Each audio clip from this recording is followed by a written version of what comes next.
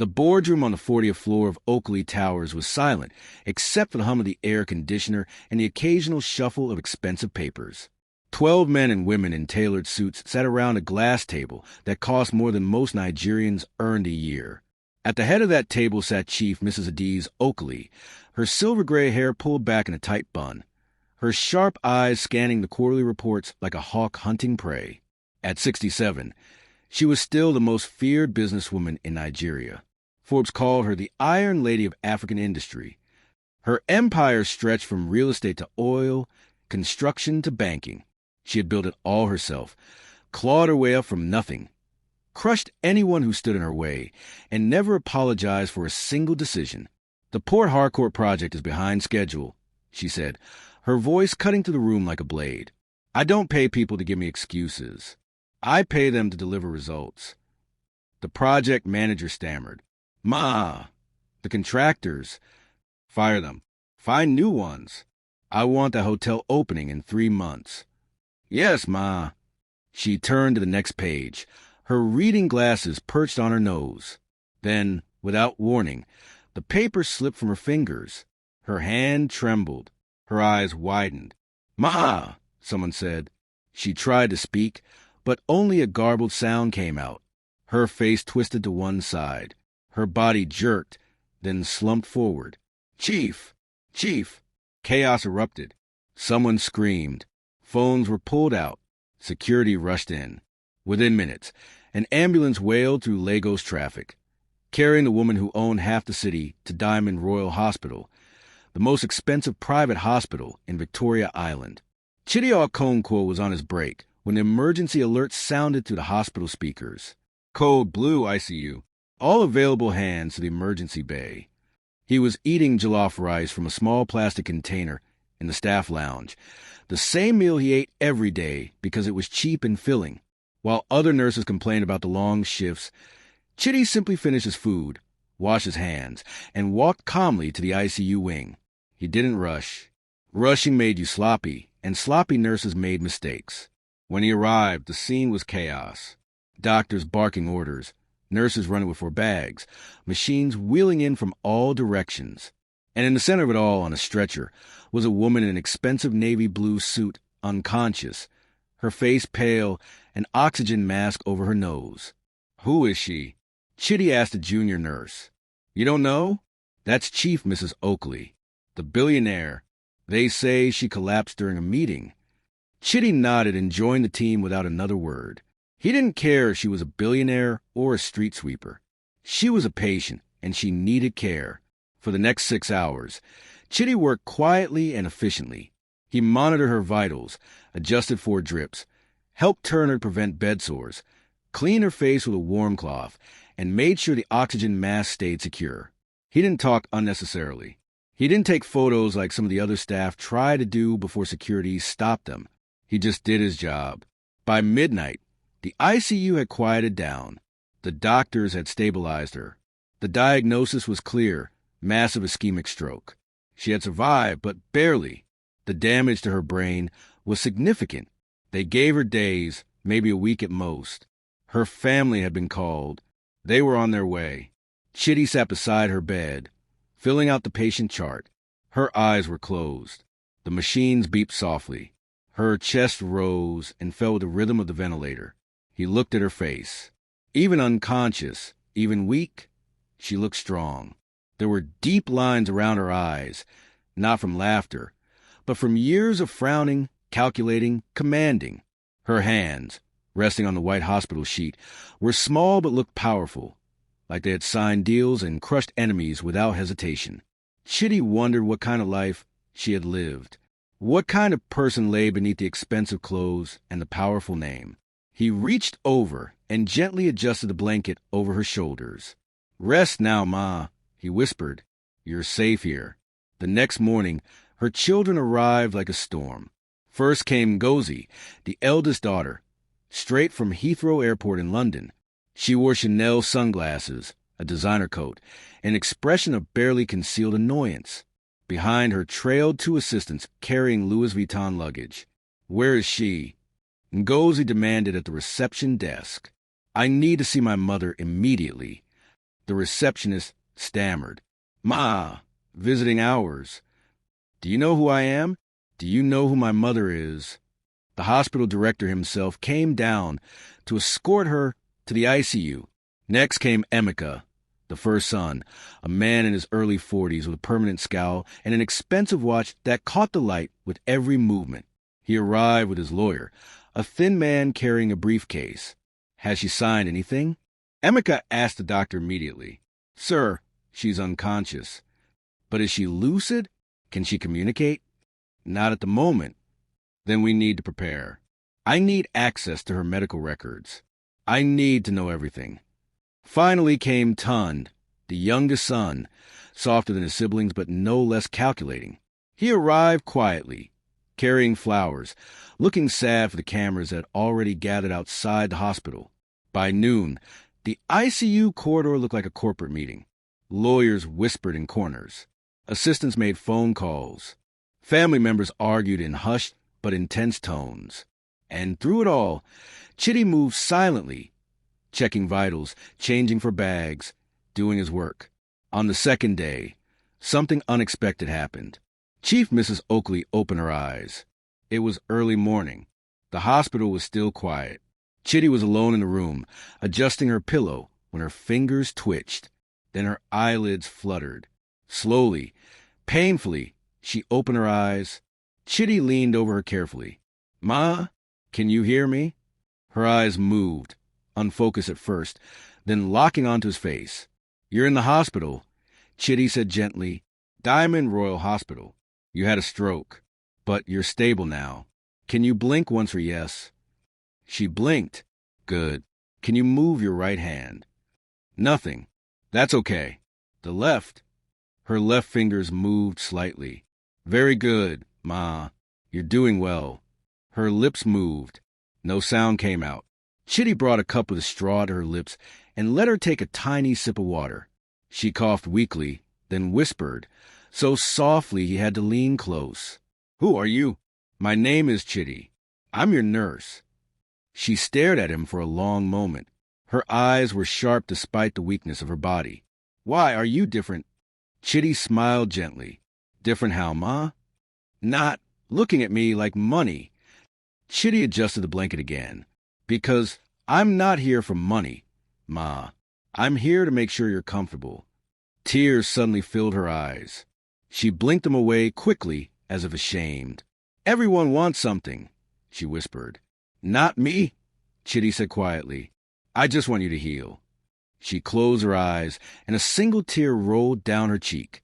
From that moment, everything changed. By the third day, her children were furious. Chief Mrs. Oakley had refused to see any of them. When Ngozi barged into the room, her mother turned her head away. When Emeka brought the lawyer, she closed her eyes and pretended to sleep. When Tun came with flowers and tears, she waved him away weakly with her left hand. But when Chitty entered the room, her eyes followed him. When he spoke, she listened. When he adjusted her position or brought her water, she nodded gratefully. "What is going on?" Ngozi cornered the hospital director. "Why is a male nurse spending so much time with my mother?" "He's her assigned nurse, Ma. He's doing his job." "It's inappropriate. I want him removed." "That would be your mother's decision, Ma, not yours." Ngozi's eyes narrowed dangerously. "We'll see about that." That night, Chitty was finishing his shift when Chief Mrs. Oakley called him with a weak gesture. He approached her bedside. "Yes, Ma? Do you need something?" She motioned for him to sit. He did. She looked at him for a long time, her eyes searching his face. Then she whispered, "I need to tell you something." "You should rest, Ma." "No time." Her grip on his hand tightened with surprising strength. "I'm dying." "Ma, don't say." "I know. I feel it." She coughed weakly. "I need to tell someone. Someone who won't use it." Chitty stayed quiet, listening. "I have a son," she whispered. "My first son. I gave him away." Chitty's eyes widened slightly, but he didn't interrupt. "I was 19, poor, pregnant. My family, they said choose. The baby or your future." Her voice cracked. I chose wrong. Tears streamed down her face now. I built everything. But I lost the only thing that mattered. She looked at Chitty with desperate eyes. Find him. Please. Before I die. Tell him. I'm sorry. Chitty stared at her, his heart pounding. Ma, I'm just a nurse. You have people, investigators. No. She shook her head weakly. They want money. You have a clean heart. Please. She reached under her pillow with shaking fingers and pulled out a folded piece of paper and a small silver ring. His name? Chinedu. Take this. Find him. Please. Chitty looked at the items in his hand, then at the dying woman before him. He should say no. This wasn't his responsibility. This wasn't his problem. But when he looked into her desperate, guilt-filled eyes, he saw his own mother's face, begging doctors to save her, and no one caring because she had no money. He closed his fingers around the ring. I'll try, he said quietly. She closed her eyes, and for the first time since she'd arrived, she smiled. A billionaire with everything is dying with nothing because of a choice she made 48 years ago. Now she's trusting a male nurse, someone she just met, to find the son she abandoned. Can you imagine carrying that guilt for decades? If you're already hooked by this story, smash that like button and subscribe to AfricanTales by Zion. Drop a comment. What would you do if you were Chitty? Would you help her or walk away? Next chapter shows Chitty's dangerous journey to find a son who doesn't even know his mother is alive. Turn on notifications. Thank you for watching African Tales by Zion, where every story touches a soul. Chitty didn't sleep that night. He sat on his small bed in the tiny room he rented behind the hospital compound, staring at the items Chief Mrs. Oakley had given him. A faded photograph of a baby, a folded paper with an address in Enugu, and a simple silver ring with initials engraved inside, AO plus ON. He turned the ring over in his fingers. The metal was worn smooth from age. Someone had loved this ring once. Someone had worn it close to their heart. The baby in the photograph was maybe 3 months old, wrapped in a thin cloth, eyes closed, tiny fists curled. On the back, in faded ink, was written, Chinedu, July 1976. Chitty did the math. That baby would be 48 years old now, almost 50, living somewhere in Nigeria, or maybe dead. Maybe he'd moved abroad. Maybe he'd changed his name. Maybe he wanted nothing to do with the mother who abandoned him. This was impossible, but Chitty had made a promise. The next morning, he went to Matron's office and requested emergency leave. Emergency leave? Matron Adesawa looked at him over her glasses. Chitty, you never take leave. What's wrong? Family matter, Ma. My uncle is very sick in Enugu. I need to go see him. It was a lie. Chitty hated lying, but he couldn't tell her the truth. Matron studied him for a moment, then sighed. 3 days. That's all I can give you. We're short-staffed as it is. Thank you, Ma. As he turned to leave, she called after him. Chitty, people are talking. About you and Chief Oakley. He stopped. Her children are saying things. Saying you're trying to manipulate her. Saying you're after her money. Chitty turned back. I'm not after anything, Ma. I'm just doing my job. I know, she said quietly. But be careful. Rich people don't like it when someone gets close to their inheritance. Chitty nodded and left. He didn't tell Chief Mrs. Oakley he was leaving. He didn't want to give her false hope. But as he packed a small bag that afternoon, his phone buzzed. It was a text from an unknown number. Her children are watching you. Be careful. A friend. Chitty stared at the message, then deleted it and left. The bus to Enugu took 7 hours. Chitty sat back, watching the landscape change from Lagos's chaos to the quieter roads of the east. Red earth, green hills, small villages with zinc roof houses. He arrived in Enugu by evening and found a cheap guest house near our beet market. The room smelled like old wood and kerosene, but it was clean. He lay on the bed and pulled out the address again. 15 East Street, Independence Layout, Enugu. The Nwosu family. Tomorrow, he would start searching. The next morning, Chitty took a motorcycle to Independence Layout. It was an older neighborhood with narrow streets and houses pressed close together. Children played football in the street. Women balanced baskets of vegetables on their heads. An old man sat under a mango tree, chewing cola nut. Chitty found number 15. It was a small compound with faded green paint and a rusty gate. He knocked. No answer. He knocked again. A woman's voice called from inside. "Who is it?" "Good morning, Ma. I'm looking for the Nwosu family." The gate opened a crack. An elderly woman peered out, her hair wrapped in a faded scarf. "Who are you?" "My name is Chitty. I'm from Lagos. I'm looking for information about a child who lived here many years ago." Her eyes narrowed. "What child?" "A baby boy. He was brought here in 1976. His name was Chinedu." The woman's face changed immediately. She stepped back. "We don't know anything about that." "Please, Ma. It's very important. His mother is dying. She wants to find him." "His mother?" The woman laughed bitterly. "The woman who threw him away like rubbish? Now she wants him. She made a mistake. She wants to make it right. Too late." The woman started to close the gate. "Please." Chitty put his hand on the gate. "Just tell me if he's alive. That's all." The woman hesitated, then sighed. "He's alive, but he's not here. He left 30 years ago. He was angry. He said he didn't want the name Nwosu. He said he didn't belong here." "Where did he go?" "I don't know. He cut us off. We tried to raise him well, but he always felt different. Always asked about his real parents. We told him his mother didn't want him. Maybe that was wrong, but it was the truth we knew." Chitty's heart sank. "Is there anyone who might know where he went?" The woman thought for a moment. There was a teacher, Mr. Okeke. He was close to the boy. He might know something. He still teaches at community primary school near Bakba. "Thank you, Ma. Thank you so much." She nodded and closed the gate. Chitty found Mr. Okeke that afternoon. He was an old man now, maybe 75, with white hair and kind eyes. He sat under a tree in the school compound, marking exercise books with a red pen. "Mr. Okeke?" Chitty approached respectfully. "Yes." The old man looked up. "I'm looking for information about a former student. Chinedu.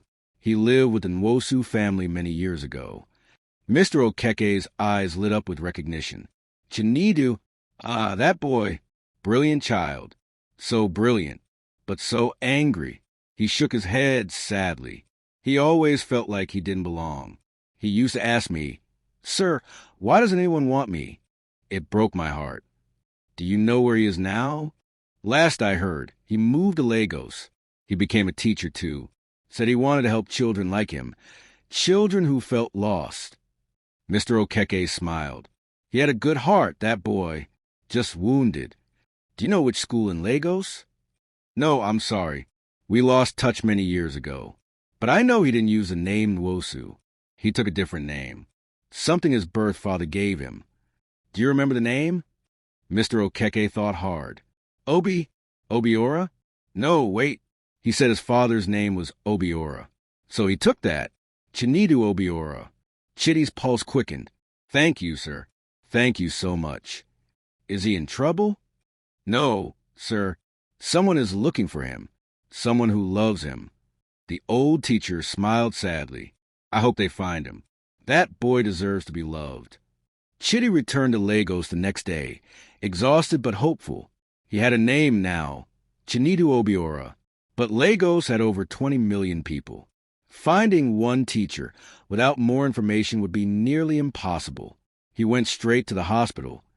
Even though his leave wasn't over, he needed to update Chief Mrs. Oakley. But when he arrived at the ICU, 2 security guards blocked his path. "Sorry, nurse. You're not allowed in." "What? Why?" "Orders from the family. Only authorized personnel. I'm her nurse." "Not anymore." Chitty's stomach dropped. He pulled out his phone and called Matron Adesawa. "Matron, what's going on?" "They won't let me see Chief Oakley." There was a long pause. "Chitty, her children filed a complaint. They said you were behaving inappropriately. The director suspended you pending investigation." "What?" I didn't do anything. I know, Chitty, but my hands are tied. Just stay away from the ICU for now. Let this blow over. The call ended. Chitty stood in the corridor, staring at the closed ICU doors. Inside, Chief Mrs. Oakley was dying, probably wondering why he hadn't come back. Probably thinking he'd abandoned her too. He clenched his fists. He wouldn't give up. Not now. That night, Chitty sat in his small room, typing frantically on his old phone. He searched online teacher registries, school websites, Facebook groups for Lagos teachers. He posted in education forums, looking for a teacher named Chinedu Obiora, around 48 years old, possibly teaching in Lagos. Please contact me if you have any information. Hours passed. No replies. Then at 2 a.m., his phone buzzed. A message from someone named Grace_Teacher99. I think I know who you're talking about. There's a Chinedu Obiora who teaches at community secondary school in Mushin. He's a math teacher. Very quiet. Keeps to himself. Is he in trouble? Chitty's hands shook as he typed back. No trouble. Just need to talk to him. Thank you so much. He lay back on his bed, staring at the ceiling. He'd found him. Tomorrow, he would meet the Sun Chief Mrs. Oakley had been searching for her entire life. But would Chinedu even want to be found? He found the name. Chitty is so close to finding the abandoned son. But now he's suspended from the hospital, and the billionaire's children are trying to block him. This is getting intense. If you're on the edge of your seat right now, smash that like button and subscribe to AfricanTales by Zion. Comment below, do you think Chinedu will forgive his mother or reject her? Next chapter is where Chitty finally meets the son, and trust me, you are not ready for what happens. Hit that notification bell. Share this story with someone who loves powerful emotional journeys. Thank you for watching AfricanTales by Zion, where we bring you stories that shake your heart. Community secondary school in Mushin looked like 100 other schools in Lagos. Tall, rusted gates, faded yellow paint, cracked concrete, and the sound of children's voices echoing from crowded classrooms. Chitty stood outside the gate at 7:30 a.m., watching students in worn uniforms stream through the entrance. He had barely slept. His mind kept replaying everything. Chief Mrs. Oakley's desperate whisper, the silver ring in his pocket, the journey to Enugu, the suspension from the hospital, and now this, the final step. A security man at the gate eyed him suspiciously. Yes? What do you want? Good morning, sir. I'm looking for one of your teachers. Mr. Chinedu Obiora. What is your business with him? It's personal. Family matter. The guard's eyes narrowed, but he pointed toward the main building. Staff room is on the second floor, but you cannot go in until break time. What time is break? 10 o'clock. 2.5 hours. Chitty found a spot under a mango tree across the street and waited. He bought akra and bread from a woman frying by the roadside and ate slowly, his stomach in knots. What would he say? How do you tell a man, I found your mother, the one who abandoned you 48 years ago, and she's dying? At exactly 10 a.m., a bell rang. Students poured into the compound, like water breaking through a dam. Teachers emerged from classrooms, some heading to the staff room, others buying food from vendors at the gate. And then Chitty saw him, a man in his late 40s, medium height, thin, wearing a faded blue shirt and black trousers. His hair was graying at the temples. He wore simple glasses. He carried a worn leather bag and walked with his head slightly down, as if he were used to being invisible. But his face, Chitty recognized it immediately. The same high cheekbones, the same sharp eyes, the same jawline as Chief Mrs. Oakley. Chitty stood up and crossed the street quickly, his heart pounding. Excuse me, Mr. Chinedu? The man stopped and turned, looking at Chitty with mild confusion. Yes. My name is Chitty Okonkwo. Can I speak with you for a moment? It's very important. Chinedu frowned. Do I know you? No, sir. But I need to talk to you about your mother. Chinedu's face went stone cold.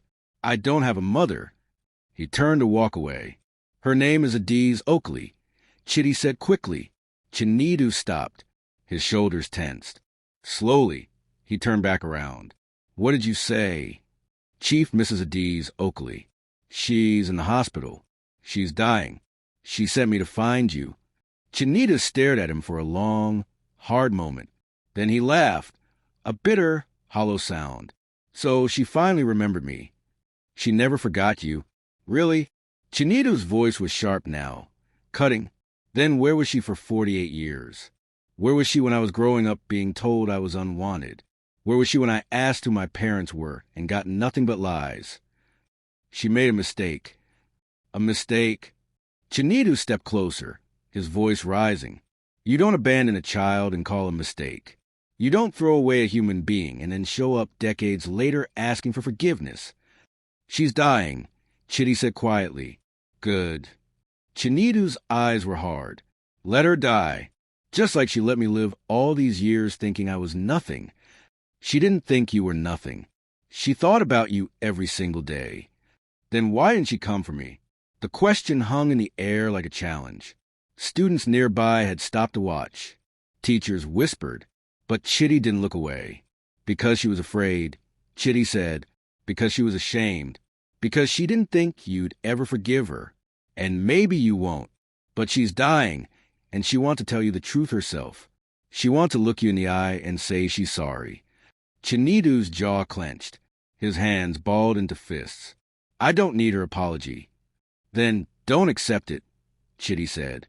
But at least hear it, because once she's gone, you'll never get that chance again, and you'll spend the rest of your life wondering what she would have said. Chinita looked away, breathing hard. When he spoke again, his voice was quieter, but no less angry. What does she want from me? Money? Forgiveness? A clear conscience before she dies? She wants nothing, Chitty said. She just wants to see your face. Why do you even care? Chinita turned on him suddenly. Why are you doing this? What's in it for you? Chitty met his eyes steadily. Nothing. I'm just a nurse. She asked me to find you because she trusted me, and I gave her my word. Chinita studied him, searching for lies, for hidden motives, but all he saw was honesty. Finally, he looked away and sighed deeply. I'm not promising anything. I'm not asking you to. If I come, it's not because I forgive her. It's because... He paused, struggling with the words. Because I need to see the woman who left me. I need to look her in the eye and ask her why. Chitty nodded. That's enough. They took a bus back to Victoria Island. The ride was silent. Chinita stared out the window, his face unreadable. Chitty sat beside him, wondering if he was doing the right thing. What if this reunion made things worse? What if it broke Chief Mrs. Oakley's heart even more? But it was too late to turn back now. When they arrived at Diamond Royal Hospital, it was early afternoon. The sun was hot and unforgiving. Chitty led Chinita through the main entrance, past curious stares from staff who recognized him. He went straight to Matron Adesawa's office. She looked up in surprise. Chitty? I thought I told you to stay away. I know, Ma, but I need to see Chief Oakley, just for a few minutes. Her children will... This is her son. Chitty gestured Chinita, her first son. She's been looking for him. Matron's eyes widened. She looked at Chinita, then back at Chitty. Is this true? Chinita nodded stiffly. Yes. Matron stood up slowly. Wait here. She disappeared down the corridor. 5 minutes later, she returned with the hospital director, Dr. Adewale, a tall man with graying hair and a perpetually serious expression. Mr. Obiora? Dr. Adewale extended his hand. I'm Dr. Adewale. If what Nurse Chitty says is true, then you have every right to see your mother. But I must warn you, her children are here, and they're not going to be happy about this. I don't care, Chinita said flatly. Dr. Adewale nodded. Follow me. They walked through the hospital corridors, Chitty's heart pounding with every step. When they reached the ICU, they found Ngozi standing outside the door, talking on her phone. She looked up and saw Chitty. Her eyes flashed with anger. What is he doing here? I thought he was suspended. Miss Oakley, Dr. Adewale said calmly. This is Mr. Chinita Obiora. He's here to see his mother. Ngozi's face went blank. His mother? What are you talking about? I'm her son, Chinita said coldly. Her first son, the one she gave away. Ngozi stared at him, her mouth opening and closing like a fish.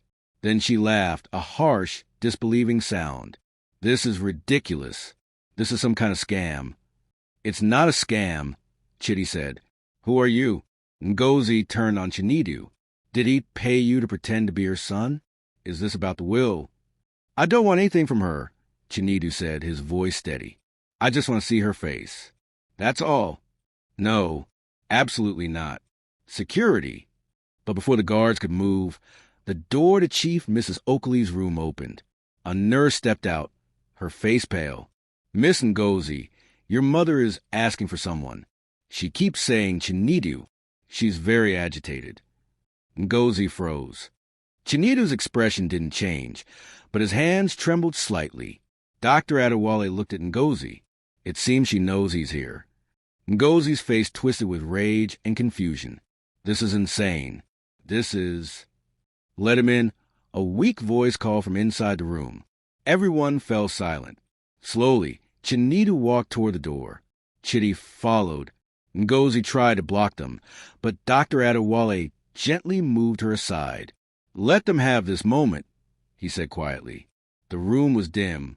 The curtains were half-drawn. Machines beeped softly. And there, lying on the white hospital bed, was Chief Mrs. Adiz Oakley. She looked smaller than before. Frilier, her skin was gray. Her breathing was labored.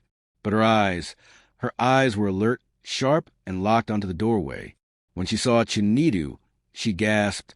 Her left hand, the one that still had some movement, reached out weakly. Chinidu, she whispered. He stood frozen at the door, staring at her. His face was a storm of emotions. Anger, pain, confusion, grief. Chitty stepped back, giving them space. Chinidu walked slowly to the bedside. He looked down at her, this woman who had built an empire, who had commanded thousands, who had crushed competitors and amassed wealth beyond imagination. And all he saw was a frail old woman with tears streaming down her face. Why? He asked, his voice breaking. Why did you leave me? She sobbed, her body shaking. I was 19. I was poor. They told me, choose, your future or the baby. So you chose yourself. Yes. She didn't look away. I chose wrong. I was young. I was stupid. I was scared. And I regret it every single day. Regret doesn't change anything, he said bitterly. I know. Her voice was barely a whisper now. But I need you to know I thought about you. Every birthday. Every Christmas. Every achievement. I built everything, but it meant nothing without you. Chinidu's eyes filled with tears. I grew up thinking I wasn't wanted. That I was a burden. That I was nothing. You were everything. She whispered. You still are. He wiped his face roughly. I don't know if I can forgive you. I don't expect you to. She reached for his hand. I just needed to see your face. To tell you, I'm sorry. I'm so sorry. He stared at her hand, trembling, outstretched. For a long moment, he didn't move. Then, slowly he took it, and Chief Mrs. Adiz Oakley closed her eyes, finally at peace. The reunion happened. After 48 years, they finally met face to face. The anger, the tears, the pain. Did you feel that? If this scene touched your heart, smash that like button and subscribe to African Tales by Zion. Comment below, are you crying right now? Because I am. Next chapter is where everything explodes. The will reading, the family war, and Chitty's reward that will leave you speechless. Turn on notifications so you don't miss it. Share this with someone who needs to hear this powerful story. Chief Mrs. Adiz Oakley died 3 days later. It was a quiet death. No dramatic gasps or last words. She simply closed her eyes on a Tuesday evening while holding Chinidu's hand, and she didn't open them again. Chinidu had stayed by her bedside for those 3 days. He didn't say much. Sometimes he sat in silence. Sometimes he asked her questions about his father, about her early life, about the choices she made. She answered what she could with her weak voice, often crying, often apologizing.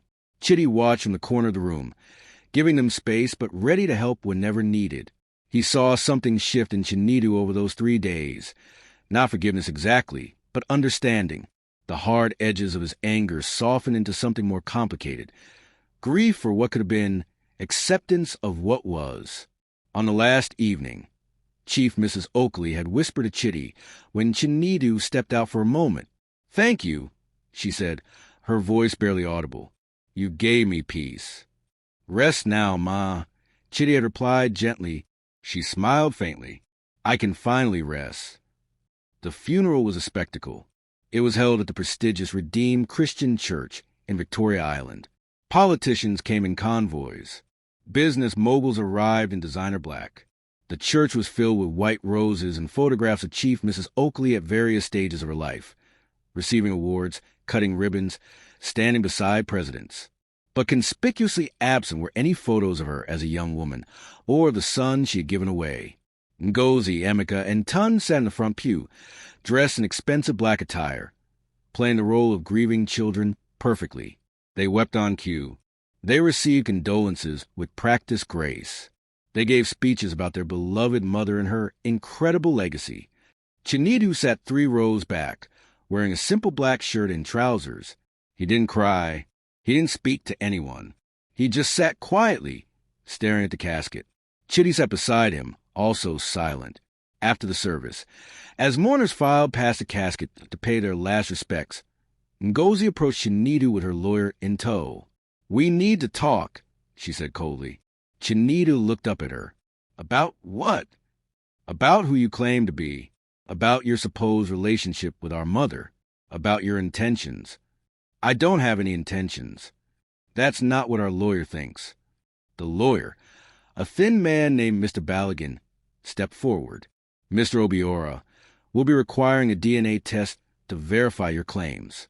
Until then, you have no legal standing in any matters concerning the estate." Chinedu stood up slowly. "I don't want her money." Ngozi laughed harshly. "Everyone says that until they see how much there is." "I'm a teacher," Chinedu said quietly. "I make 80,000 naira a month. I live in a 1-bedroom flat in Mushin. I've lived like that for 20 years, and I'm fine. I didn't come here for money. I came because a nurse tracked me down and told me my mother wanted to see me before she died. That's all." "So you say," Mr. Ballaghan interjected, "but legally—" "Do the DNA test," Chinedu interrupted. "I don't care. Test my blood, my hair, whatever you want. But I'm not fighting for anything. I just wanted to meet her. Now she's dead. So I'm done." He turned to leave, but Ngozi grabbed his arm. "You're not going anywhere. Not until we figure out what you're really after. Let go of me." "No. You came here with that nurse, didn't you?" She turned her glare on Chitty. "What did you promise him? A cut of the inheritance? A percentage?" Chitty stayed calm. "I promised him nothing. I just helped him find his mother." "Why? What's in it for you?" "Nothing. She asked me to. I gave her my word." Ngozi sneered. "You're either the stupidest man alive or the most dangerous. And I don't know which." Emeka, who had been listening from nearby, walked over. "Sister, let them go. We'll handle this legally. The will reading is tomorrow. We'll see what happens then." Ngozi released Chinedu's arm but pointed at him. "If you try anything, we'll destroy you. We have lawyers, money, and connections. You have nothing." Chinedu looked at her sadly. "You're right. I have nothing. That's why I don't want anything from you." He walked out of the church, and Chitty followed. The next day, the will reading took place at Oakley Towers, in the same boardroom where Chief Mrs. Oakley had collapsed. The room was tense. Ngozi sat at one end of the table with her lawyer. Emeka sat across from her with his own legal team. Tun sat between them, looking nervous. Several board members and business partners were also present, and at the far end of the table sat Chinedu, alone except for Chitty standing behind him. The family lawyer, a senior advocate named Chief Williams, entered carrying a thick folder. He was an elderly man with white hair and a grave expression. "Good afternoon, everyone. Thank you for coming. I know this is a difficult time, but we must proceed according to Chief Mrs. Oakley's wishes." He opened the folder and pulled out several documents. "Before I begin, I must address the issue of Mr. Chinedu Obiora." He looked at Chinedu. "Your biological relationship to the deceased has been verified through DNA testing requested by Chief Mrs. Oakley herself 3 days before her death." Gasps filled the room. Ngozi shot to her feet. "What?" "She requested the test." Chief Williams continued calmly. "The results came back yesterday. Mr. Chinedu Obiora is confirmed to be the biological son of Chief Mrs. Adiz Oakley." "This is impossible." Ngozi shouted. "She never mentioned him." "Nevertheless, the results are conclusive, and they affect the distribution of her estate." Emeka stood up now, too. "How?" "She wrote her will years ago. This man didn't exist in her life." "Actually," Chief Williams said, "she updated her will 6 days ago. In the hospital, with witnesses present." Dead silence. Chief Williams adjusted his glasses and began to read. "I, Chief Mrs. Adiz Oakley, being a sound mind though failing body, hereby declare this to be my last will and testament." He paused, then continued. "To my daughter Ngozi Oakley, I leave 15% of my estate, including the Victoria Island property and shares in Oakley real estate." Ngozi's face turned red. 15%? "To my son Emeka Oakley, I leave 10% of my estate, including the Lekki Hotel and shares in Oakley Holdings." Emeka slammed his fist on the table. "This is outrageous." "To my son Tund Oakley, I leave 15% of my estate, including the Abuja properties and shares in Oakley Construction." Tund looked down, saying nothing. Chief Williams paused, then looked directly at Chinedu. "To my firstborn son, Chinedu Obiora, whom I abandoned but never stopped loving, I leave 50% of my entire estate. This includes controlling shares in all major companies, primary residential properties, and oversight of the Oakley Foundation." The room erupted. Ngozi screamed. "This is fraud. He manipulated her. He's not even." "The DNA test confirms it," Chief Williams said firmly, "and the will was witnessed by 3 doctors and signed in the presence of hospital staff. It is legally binding." Emeka turned on Chinedu, his face twisted with rage. "You planned this. You and that nurse. You got close to her when she was weak and dying." "I didn't ask for this," Chinedu said quietly. "Liar. You came here for the money." "I came because she asked me to." Chinedu stood up, his voice rising now. "I didn't even know who she was. I didn't know she had money. I just wanted to meet my mother, then refuse the inheritance." Ngozi shouted, "If you're so noble, refuse it." Chinedu looked at her, then at the lawyer. "Can I do that?" Chief Williams nodded. "Yes, you can sign away your rights." Chinedu was silent for a moment. Then he said, "What would happen to it?" "It would be redistributed among the other beneficiaries, according to the will's provisions. So they would get more money." "Yes." Chinedu looked at Ngozi, Emeka, and Tund. He saw the greed in their eyes, the entitlement, the fury that someone had taken what they believed was theirs. And he thought about his mother, lying in that hospital bed, crying as she told him about her life, about how she built an empire but lost her soul, about how her children only called when they needed money, about how lonely she had been. "No," Chinedu said finally, "I won't refuse it." "What?" Ngozi's voice was shrill now. "She gave me this for a reason. Not because she wanted to punish you, but because she wanted someone to use it right. She told me. She said she built everything on a lie, and she wanted the truth to inherit what was left." He looked at each of them. "I'm not taking this money for myself. I'm going to use it the way she should have used it, for people who need it, for children who feel abandoned, for students who can't afford school fees, for teachers who work in broken schools. That's what I'm going to do." Emeka laughed bitterly. "You expect us to believe that?" "I don't care what you believe," Chinedu said, "but that's what's going to happen." Chief Williams cleared his throat. "There's one more thing." Everyone turned to him. Chief Mrs. Oakley left specific instructions regarding Nurse Chidi Okonkwo. Chidi's eyes widened. He hadn't expected this. Chief Williams pulled out another document.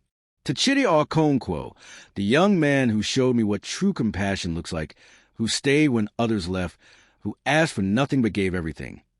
I leave the Lekki property known as Peaceful Haven, along with trust fund of 50 million naira to establish a medical center for underserved communities. Chidi felt his knees weaken.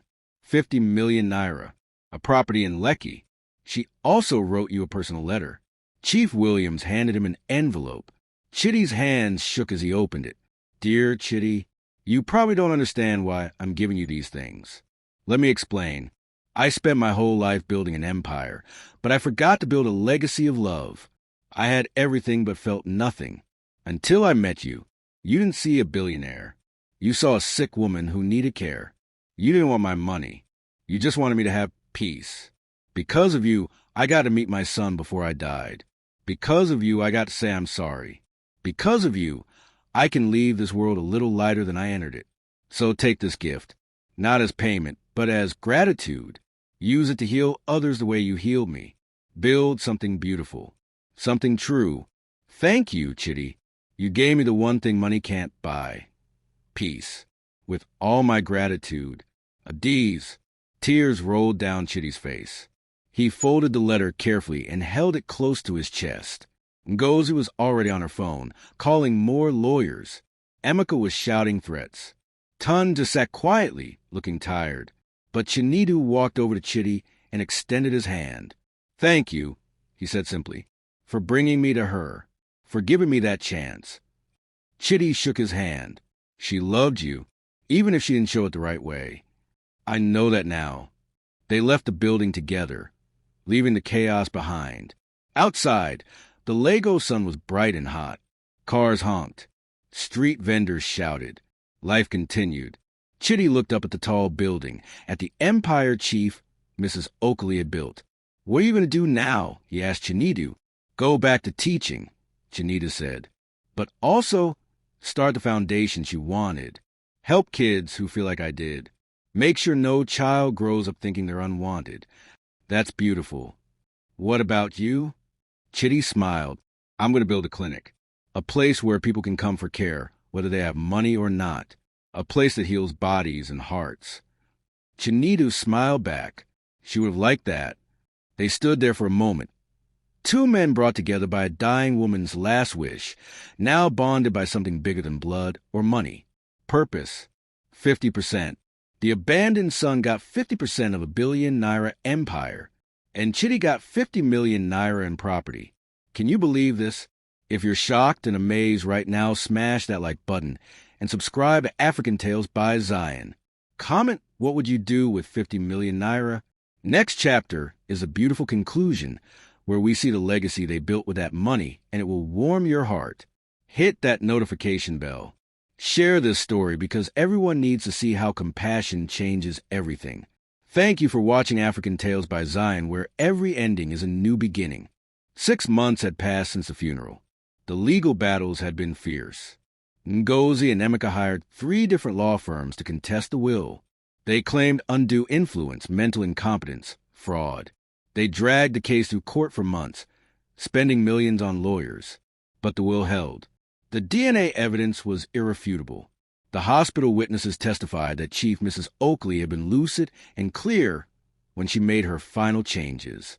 And most damaging to their case, security footage showed Ngozi and Emeka trying to prevent Chinedu from visiting their mother, evidence that weakened their claims of caring about her wishes. Eventually, they settled. The court upheld the will. Chinedu received his 50%. Chidi received his property and trust fund. The siblings got their shares, though significantly reduced from what they expected. Ngozi moved permanently to London, bitter and refusing to speak to anyone. Emeka focused on his remaining businesses, avoiding public events. Only Tun reached out to Chinedu, apologizing quietly for his siblings' behavior. She tried to teach us. Tun had said over coffee one afternoon, but we were too busy counting her money to listen. Chidi stood in front of his new medical center, looking up at the sign that read, Adiz Compassion Clinic, where every heart matters. The building had been completely renovated. What was once a luxury Lekki property was now a state-of-the-art medical facility with 20 beds, modern equipment, a maternity ward, and a community health program. But the most important thing wasn't the equipment. It was a policy Chitty had established. No one would be turned away for lack of money. Treatment was based on need, not ability to pay. Rich and poor came through the same doors. CEOs sat in the same waiting room as market women. Everyone received the same quality of care. Chitty walked through the corridors in his white coat, checking on patients. He had hired 15 nurses and doctors, all carefully selected for their compassion, as much as their competence. In room 3, an elderly man was recovering from surgery. Chitty adjusted his pillow and checked his vitals. "How are you feeling today, Baba?" "Better, my son. Much better. May God bless you for this place." "Just rest, sir. You're in good hands." In the maternity ward, a young woman had just given birth. She was crying, not from pain, but from relief. "I had no money for the hospital," she sobbed. "I thought I would give birth on the street. Thank you. Thank you so much." Chitty held her hand gently. "You and your baby are safe now. That's all that matters." As he made his rounds, his phone buzzed. A text from Chinedu. "Opening ceremony for the school tomorrow. Will you come?" Chitty smiled and typed back, "I'll be there." The next day, Chitty drove to Mushin, to the same community where he had first met Chinedu outside that old school. But the transformation was remarkable. Where the old crumbling community secondary school once stood, there was now a beautiful modern building with fresh paint, glass windows, a computer lab, a library, and a football field. The sign read, Adizo Biora Memorial Academy, education without barriers. Hundreds of people had gathered for the opening ceremony.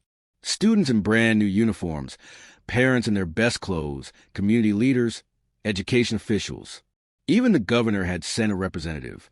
But the most moving moment came when Chinedu stepped up to the microphone to speak. He looked older now, not in years, but in presence. The weight he carried had shifted from bitterness to purpose. "Thank you all for coming," he began. 6 months ago, I was a simple mathematics teacher, living in a one-room flat, wondering if I mattered. Then I met my mother for the first time in 48 years. And she gave me something more valuable than money. She gave me a purpose. He paused, his voice thick with emotion. "This school is not about me. It's not about her.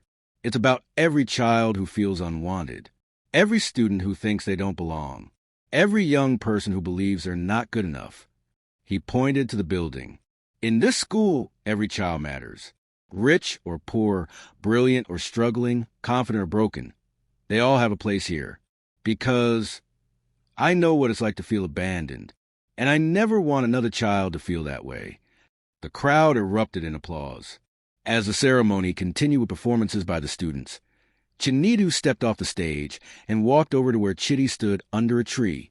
"Thank you for coming," Chinedu said. "I wouldn't miss it," Chitty replied. "This is beautiful, Chinedu, really beautiful. None of it would have happened without you. You're the one doing the work. But you're the one who brought me to her. You gave me the chance to understand, to forgive, to become something more than anger." They stood in comfortable silence, watching children play on a new football field, laughing and shouting without a care in the world. "Do you ever think about her?" Chinedu asked. "Every day," Chitty said. "She taught me something important." "What's that?"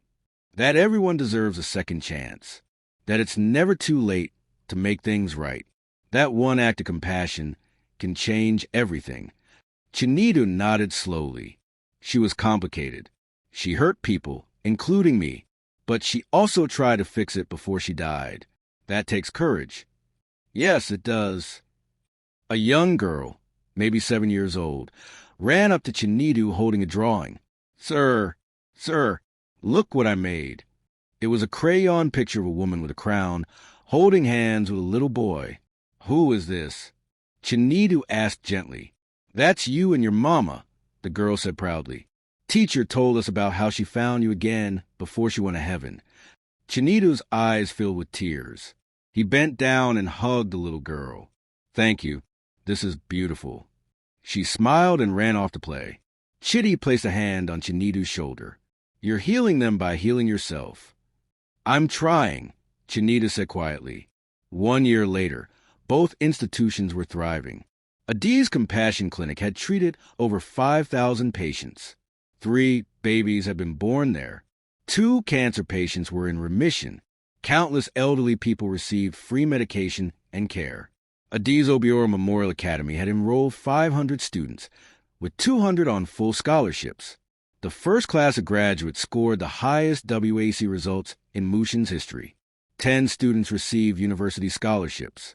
Chidi and Chinidu met every month for lunch, sharing stories, challenges, and victories.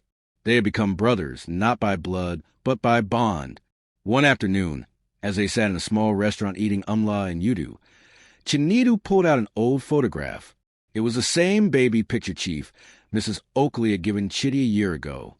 "I've been carrying this around," Chinidu said, looking at it differently now. "How so?" "Before, when I looked at this baby, I saw abandonment. Now I see possibility. That baby became a teacher. That baby built a school. That baby forgave his mother. That baby became someone who matters." Chidi smiled. "You always mattered, Chinidu. You just didn't know it yet." Neither did she, but in the end, she figured it out. They sat in silence for a moment. Then Chinidu added, "I've been thinking about my father. Obiora, I want to find him." Chidi looked up in surprise. "Do you think he's still alive?" "I don't know, but I want to try. If he is, I want him to know I turned out okay, that I'm not angry anymore, that I forgive both of them." "I'll help you," Chidi said without hesitation. "Really? That's what brothers do." 2 months later, after another search involving old records, village inquiries, and patient detective work, they found him. Obiora was 71 years old now, living in a small village in Anambra, working as a mechanic in a roadside shop. His hands were rough with engine grease, his face weathered by years in the sun. When Chinidu walked up to him and said, "I'm looking for Obiora, the man who loved Adi's Oakley," the old man dropped his wrench. He stared at Chinidu's face for a long time. Then he whispered, "You have her eyes." "And your name," Chinidu said. Obiora's knees gave out. He sat down heavily on a plastic chair, covering his face with his greasy hands. "I looked for you," he sobbed. "I tried to find you. But her family, they said they would destroy me if I came back. I was poor. I had nothing. I thought you were better off without me." Chinidu knelt beside him. "I wasn't better off, but I survived, and now I'm here. I'm so sorry." Obiora wept. "I'm so sorry." "I forgive you," Chinidu said simply, "and I want you to come see what I built, what she and I built together, even though we only had 3 days. 3 weeks later, Obiora stood in the assembly hall of Adi's Obiora Memorial Academy, tears streaming down his face as he watched students receive awards for academic excellence. "This is what came from our love," Chinidu had told him. "This is what survived despite everything." Obiora couldn't speak. He just wept. On the anniversary of Chief Mrs. Oakley's death, Chidi and Chinidu stood at her grave in a Koi cemetery. The tombstone was simple, despite her wealth. Chief Mrs. Adi's Oakley, 1957 to 2024. She built an empire, but found peace at the end. They laid flowers at the base. "Do you think she's proud?" Chinidu asked. "I think she's finally resting," Chidi said. A gentle breeze blew through the cemetery, rustling the leaves of the trees above them. Chinidu smiled. "I think you're right." Back at the clinic, a new patient arrived, a young pregnant woman with no money and nowhere to go. Chidi welcomed her with a warm smile. "Come in," he said gently. "You're safe here." As he led her to the maternity ward, he thought about the journey that had brought him here, about a dying billionaire who trusted a simple nurse, about a son who learned to forgive, about a legacy built not on money, but on compassion. And he understood, finally, the true meaning of wealth. It wasn't what you owned. It was what you gave. It wasn't what you built. It was who you helped. And Chief Mrs. Adi's Oakley, the Iron Lady of Industry, had left behind the greatest inheritance of all, love, from abandonment to forgiveness, from bitterness to legacy, from death to new life. This is what happens when one ACT of compassion changes everything. If this complete story moved your soul, smash that like button and subscribe to African Tales by Zion. We have more powerful stories coming your way. Comment below what's the biggest lesson you learned from this story. What part made you cry? What part made you smile? Share this complete story with your family, your friends, your church group, your social media. Someone needs to hear this message today. Turn on post notifications so you never miss another incredible African story. We have tales of love, betrayal, justice, redemption, and triumph coming soon. Thank you for being part of the African Tales by Zion family. Remember, a clean heart is worth more than a full pocket. Compassion is the greatest wealth, and it's never too late to make things right. Until the next story, this is African Tales by Zion, where every story changes lives. See you soon.